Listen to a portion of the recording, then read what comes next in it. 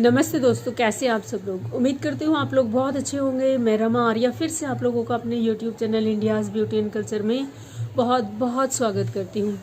दोस्तों, आज हम बात करेंगे ओसीडी की, ऑब्सेसिव कंपल्सिव डिसऑर्डर। जो भी ये हेडलाइन पढ़ के थंबनेल देख के वीडियो पे आए हैं उनको पता ही है कि ओसीडी एक मानसिक बीमारी नहीं कह सकते, इसको समस्या कह सकते हैं। ये इसमें इंसान को बार बार एक ही विचार आता रहता है, जैसे कि कई बार वो एक ही बात को बार बार रिपीट करेगा, या वो बार बार हाथ धोएगा, उसे वहम होएगा मेरे हाथ अभी अच्छे से क्लीन नहीं हुए हैं, या अगर उसने लॉक बंद कर दिया है कहीं पे उसको चेक करेगा बार बार कहीं खुला तो नहीं रह गया। घर से बाहर दूर जाने पर भी उसके दिमाग में वो विचार बना रहता है, पता नहीं मैंने ताला ठीक से बंद करा है कि नहीं, पता नहीं मैंने ये फलाना काम अच्छे से किया है कि नहीं। अगर वो पढ़ रहा है एक ही लाइन को बार बार रिपीट करता रहेगा, उसको उस लाइन का एग्जैक्ट मीनिंग समझने में बहुत देर लगेगी। इसी के साथ ही साथ कई बार ये लोग काउंटिंग करते रहते हैं, किसी जगह पे जाएंगे किसी चीज़ की लगातार काउंटिंग करते रहते हैं। इनके साथ एक छोटी सी समस्या हो जाती है, ऐसे लोग अनिद्रा का शिकार हो जाते हैं। इनको नींद बहुत कम आती है, नींद बहुत ज़्यादा डिस्टर्ब होती है। आपको इस समस्या का मैं मेन रीज़न बताऊंगी और दवाई क्या होती है वो भी बताऊंगी। मेन रीज़न इस समस्या का है जो पास्ट लाइफ ट्रॉमाज हमारी सोल के साथ आते हैं। बहुत ध्यान से सुनिए, ये लोगों को लगेगा कि ये कौन सी बात कह रही है। पास्ट लाइफ ट्रॉमास जो हमारे साथ रिकॉर्डिंग में आए हैं, हमारे कर्मों, जिनको कर्म कह सकते हैं। कर्म इस सेंस में मत लेना कि हमारे कोई बुरे कर्म थे उसकी पनिशमेंट मिली, नहीं।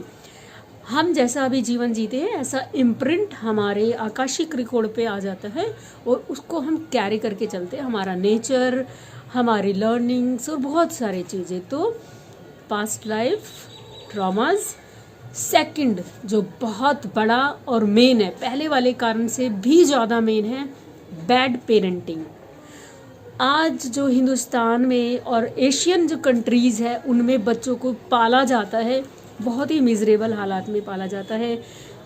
माएँ, पिता, जो परिवार के और सदस्य हैं, बच्चों को इतना इल ट्रीट करते हैं, इतने बैड मैनर के साथ उनको पालते हैं।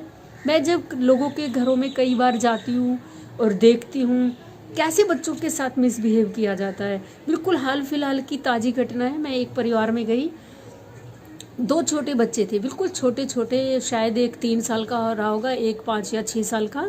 डांट के उनको बिठाया जा रहा, बैठो बैठो बैठो। तो मैंने कहा अरे ये तो छोटे बच्चे हैं, ये तो शरारत करेंगे, इनको खेलने दो। कह रहे नहीं ये तंग कर रहे हैं। मैंने कहा नहीं, ये तंग नहीं कर रहे, वो कर रहे हैं जो उन्हें करना चाहिए। बच्चे हैं तो उनको खेलना है, उनको शरारतें करनी है। वो अब जानवर नहीं है कि उनको तुमने रस्सियों से बांध के गले में पट्टा डाल के एक खूंटे पे बांध दिया और अब वो वहीं खड़े रहेंगे। जानवर भी तड़फड़ाता है बाहर निकलने के लिए। इतने हद दर्जे की बदतमीजियाँ होती हैं बच्चों के साथ जब बड़े हो रहे होते हैं। घर में माता पिता मिसबिहेव करते हैं, दादी दादा, चाचा ताऊ, कजिन्स, और जो होते हैं इसी के साथ ही साथ स्कूल में जाते हैं तो टीचर्स मिसबिहेव करते हैं। मैंने एक बच्चे का देखा कि टीचर इतना मिसबिहेव करती थी उस बच्चे के साथ, उसके पेरेंट्स तक को ये लगने लगा कि बच्चा बुरा है। जब मैं उस बच्चे से मिली, इतना प्यारा बच्चा, बहुत ही प्यारा। मैंने उसके माँ बाप को कहा कि बच्चा तो बहुत अच्छा है आपका। तो कहने लगे कि ऐसे तो ये प्यारा है, लेकिन पर। मैंने लेकिन पर क्या, आप इसको दूसरों की नज़र से क्यों देख रहे हो। मैंने उनकी मम्मी को कहा आप इसको माँ की नज़र से पालो, दुनिया की नज़र से क्यों पाल रहे हो। आपका बच्चे में मुझे तो कोई कमी नज़र नहीं आ रही, आप क्यों दूसरों की नज़र से देख रहे हो। ये पढ़ता नहीं, ये शरारत करता है, ये कहना नहीं मानता। भाई माँ हो आप, आपके राज में आपके बच्चे को पूरी छूट होनी चाहिए, कब वो पढ़े, उसका मूड तब वो उसको पढ़ाने बिठाना है। वो उसको कहना नहीं मान, अगर वो कहना नहीं मान रहा, ये उसकी फ्रीडम है।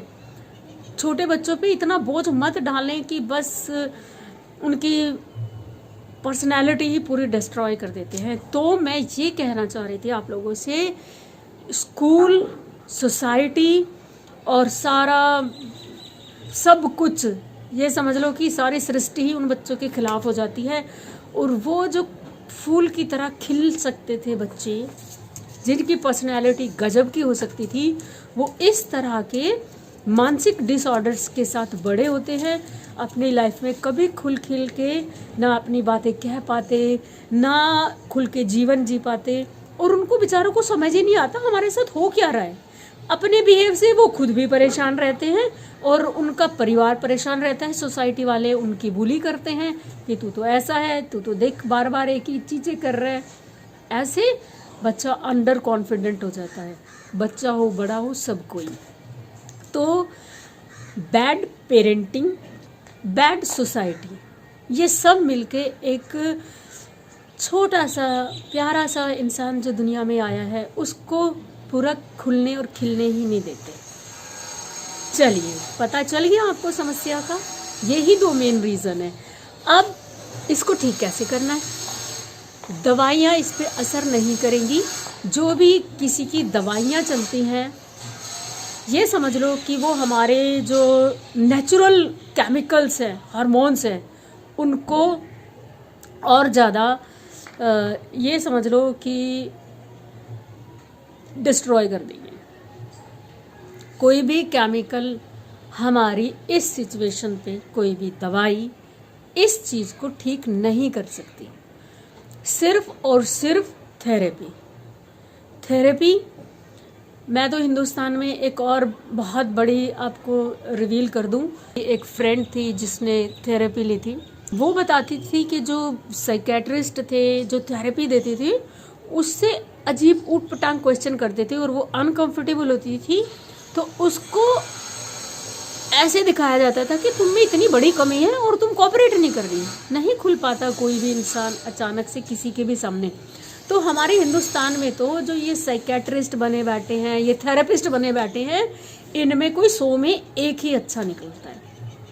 मैं सजेस्ट करूँगी आप लोगों को जो इस वीडियो पे आए हैं कि आप अगर कोई ऐसा थेरेपिस्ट पा जाते हैं अपनी लाइफ में जो आपको समझता है, पैसा तो बहुत जाता है इन लोगों के पास, तो आपके लिए बहुत बड़ी ब्लेसिंग की बात है। वरना तो आप अपनी हीलिंग खुद कीजिए, सेल्फ हीलिंग के प्रोसेस में आइए, और ये जो समस्या है ये आपकी हमेशा के लिए चली जाएगी। और आपको जब ये चली जाएगी तो आपको लगेगा यार इतनी छोटी सी चीज़ थी मेरी पर्सनैलिटी में और मैं इससे इतना परेशान हो रहा था।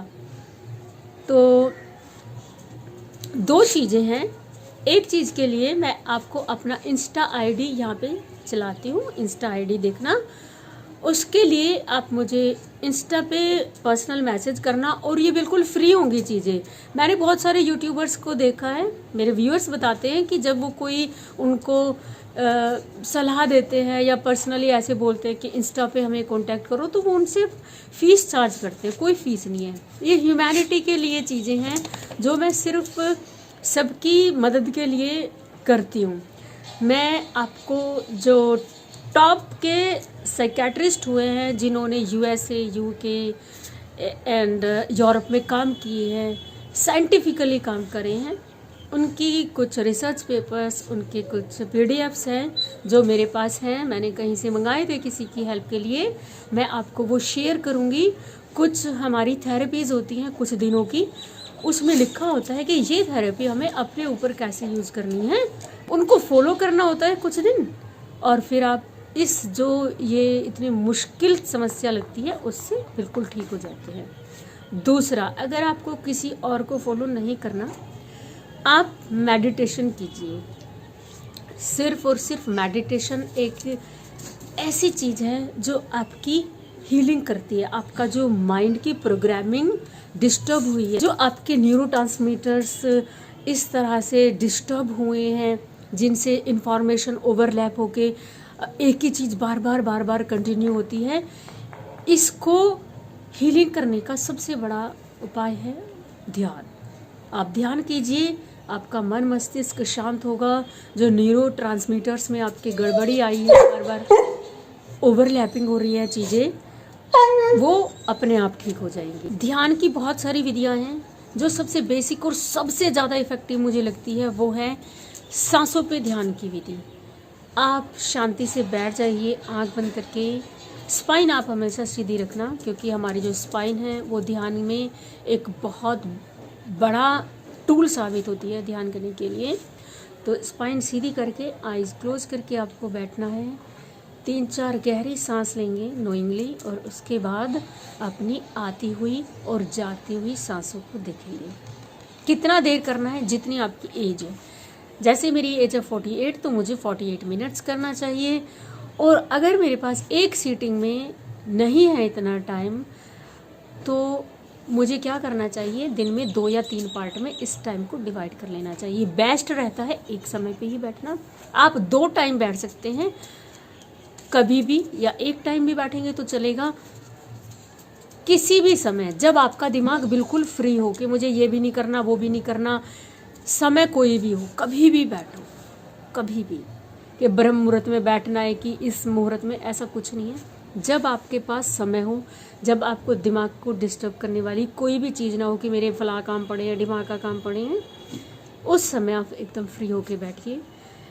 तो अगर आप ऐसे नहीं भी बैठ पाते तो 5-5 मिनट के ना दिन में कुछ 4 या 5 सेट कर लीजिए। 5 मिनट अर्ली मॉर्निंग, फिर 1-2 घंटे बाद, फिर 1-2 घंटे बाद, फिर 1-2 घंटे बाद, ऐसे शाम तक आप 5 बार बैठ जाइए। इससे भी आपकी जो न्यूरो ट्रांसमीटर्स की सेटिंग है वो ठीक होगी, आपके हार्मोन्स बैलेंस होंगे, आपके हार्मोन बैलेंस होंगे, मन शांत रहना शुरू हो जाएगा।